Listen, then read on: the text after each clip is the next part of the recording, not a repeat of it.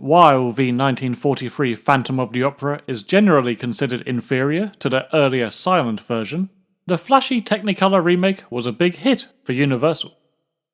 By mellowing the horror of it all, it drew a wider audience and even garnered 2 Academy Award wins, cinematography and art direction, with 2 further nominations for sound and score. The studio clearly had no qualms playing in franchise sandboxes, especially within their monster division, so discussions about a sequel began immediately. In a sense, a sequel was always on the cards. All of those fancy sets and costumes did not come cheap. The 43 Phantom was a notoriously large budgeted affair, even more so when you consider it was made during wartime. So, if Universal could bleed further profits from the very same production elements, with a cast and crew practically ready to go, why not make a part 2? To top it off, Claude Rains' tragic villain was rather limply defeated by some falling debris. Universal monsters had been revived from more certain fates than that, so a follow-up was justifiable on a story level too. However, in an echo of the Phantom's lair, everything started falling apart. I'm shocked to find that gambling is going on in here. You're winning, sir. Oh, thank you very much. Rains was a coveted commodity in this post-Casablanca era, and Warner Brothers was keeping his calendar well stocked. Universal struggled to snatch him back, especially when Mr. Skeffington's principal photography infamously bloated into a 110-day shoot. Time was of the essence. Universal wanted to strike while the iron was hot. They could not wait for Claude. Without their star player, the development and script process went back and forth, until the studio opted to leave the Phantom buried under all that rubble. They instead floated the idea of a spiritual sequel, kind of. The new film would feature the same sets, Susanna Foster and Jane Farrar would return in similar but not the same roles, and the story would again revolve around murder, mystery, and twisted romance within a grand opera house. Essentially a Phantom movie without the Phantom. They called it The Climax. Alright, settle down. A fresh antagonist, Dr. Friedrich Horner, haunted this original tale, and Universal scarcely needed their Rolodex for this casting.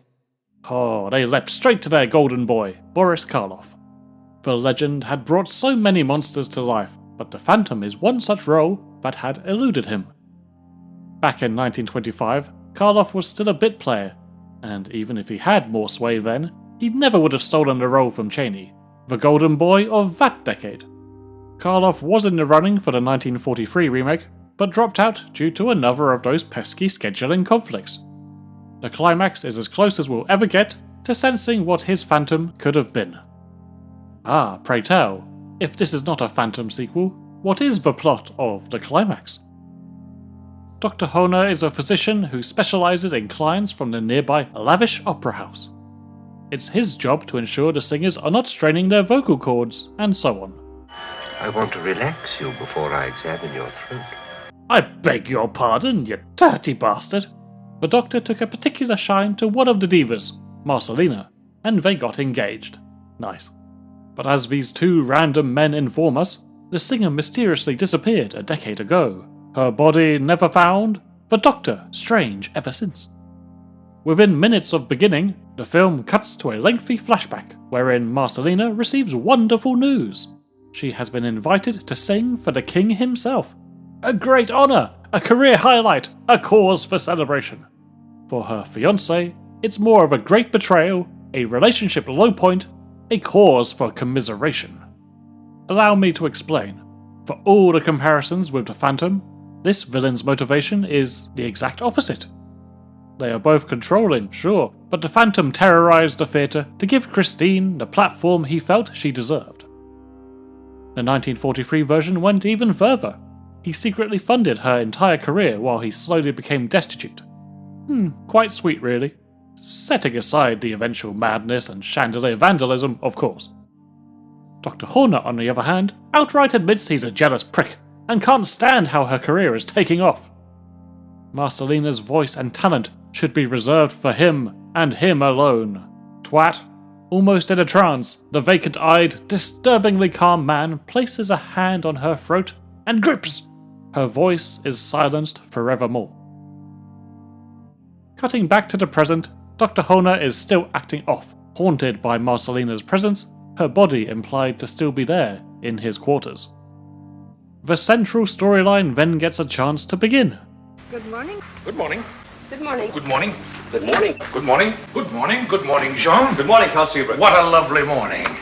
Among a whole lot of theatre staff bickering and saying good morning, we are introduced to an up-and-coming singer, Angela.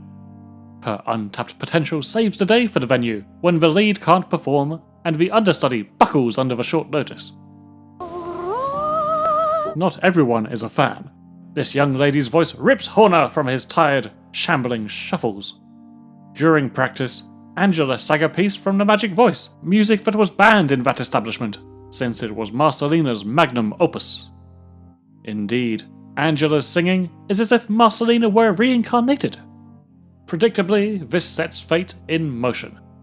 History repeats itself as the Doctor works tirelessly to control Angela and continue to keep what he believes is Marcelina's voice just to himself once again. Through rigorous hypnotism, he exerts his power over the rising star, creating drama as he steals her voice. Though to be fair, I don't think the hypnotism was needed. That wicked stare could fuck up anyone's karaoke. The other cast members, including Turhan Bey as Angela's fiancé, spend a good chunk of time trying to figure out why Angela is suddenly faltering, who is to blame, and how can they stop him.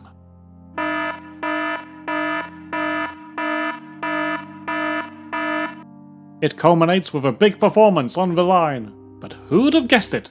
The good guys prevail, her career succeeds, and the villain surrenders to an awful fate.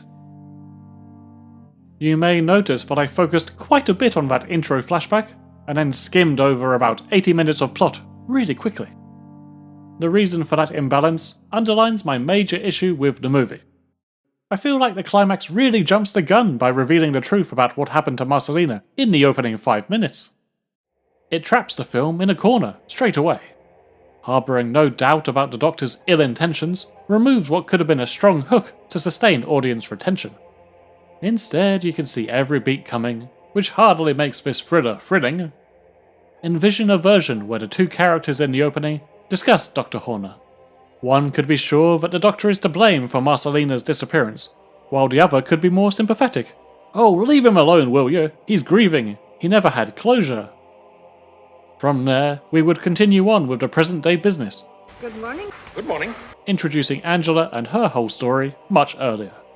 The Doctor's extreme backlash to hearing that song could be construed either as the actions of a mad manipulative killer, or indeed, an understandable reaction to unexpectedly hearing your wife's voice, only to learn it's not her long-awaited return, but some young punk imposing on her best work.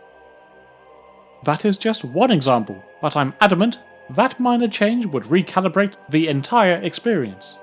His villainy being revealed during the hypnosis would be perfect. It is already the most compelling scene, with Karloff let off the leash to really show off his chops. That turn in character could be jolting, and connect you with Angela, as we together realise the danger she's in, as opposed to knowing that all from the start.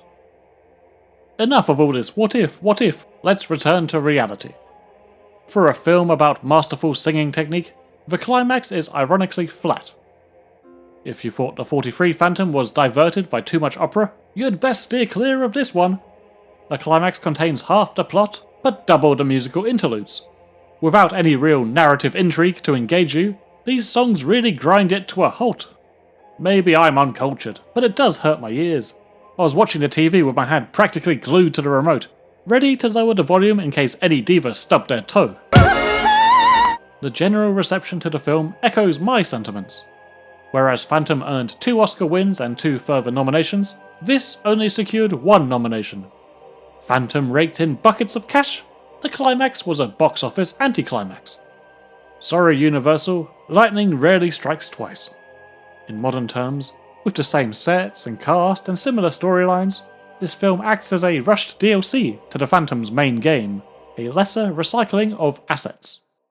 Any positives are few and not enough to counter the negatives. If the award nomination wasn't a giveaway, the art direction is the standout appeal here.